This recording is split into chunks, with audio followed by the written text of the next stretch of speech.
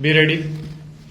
Start. It has been pointed out that the Appellant Institute is one of the premier institute of the technology in the country, and it has Senate around 200 members who are experts in various fields, and this Senate included various distinguished and honored academicians in their fields. The Senate, being the highest body in the institute, was empowered under the ordinance of IIT Kanpur to take decision regarding the academic programs of the students in the institute, and it had, while approving the finding of the ICC and the SSAC, taken a decision to terminate the academic program of the petitioner-respondent. In the facts and circumstances of the case, since the finding of the inquiry committee have not been disturbed and have been affirmed by the Honorable Single Judge, interfering in the punishment imposed by such a high authority of reputed academicians should not have been made lightly, and the reasons given by the Honorable Single Judge for interfering in the decision taken by the Senate is that the Honorable Single Judge has found that the procedure for arriving at the impugned decision is not immune from challenge made on account of violation of principles of natural justice.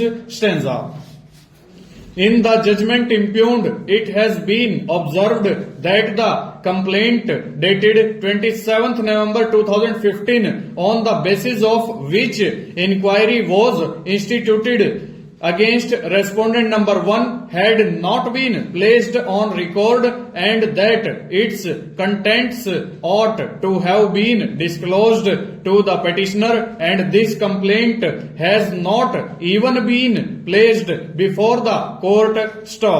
This complaint, according to Honorable Single Judge, assumed significance in as much as under Section 9 of the Act of 2013 there is a limitation permitting taking of cognizance within a period of 3 months from the date of last incident where series of incidents are alleged.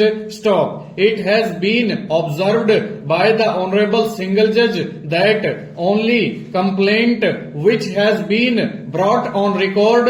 is 5th of January 2016, although the last incident took place in September 2015. This complaint, according to Honorable Single Judge, was beyond the period of 3 months of the last alleged incident, and if the said complaint was to be relied upon by the committee, reasons had to be recorded in writing for extending the period of limitation, which was not given. It has been pointed out by the learned counsel for the Appellant Institute that institute had remained closed for winter vacations, and the complaint dated 5th January 2015 was filed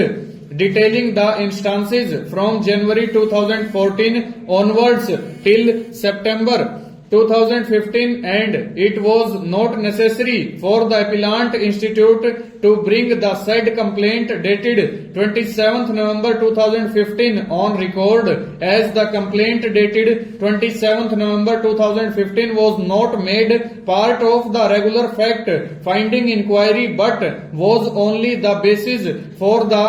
preliminary inquiry held by the ICC to ascertain whether prima facie any case was made out for conducting regular detailed inquiry. Over.